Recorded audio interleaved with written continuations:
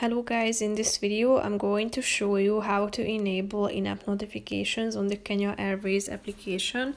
But first I just want to mention, don't forget to subscribe to my channel, because at 10,000 subscribers I am going to show you my whole YouTube revenue statistics and growth strategy, how to make money online. Now let's jump into it. First of all, open the application on your phone.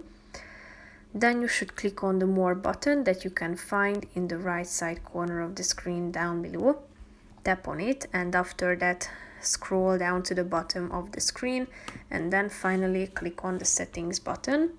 Here, if you scroll down to the Notifications section, you can see these reminders, get reminders related to your trip, and all you have to do is tapping on this button in the right side of the screen in order to turn on reminders. But first you need to go to your phone settings, search for the app and click on notifications to allow the app to have access to your notifications. Then go back, and then finally you will be able to turn on the reminders.